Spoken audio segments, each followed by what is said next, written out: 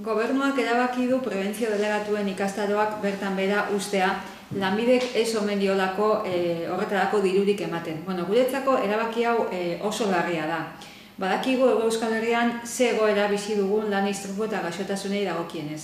Eta prebentzio delegatuek egiten duten formakuntza tresna garrantzitsua da beraien kapazitazioan eta bere lanean aurrera egiteko.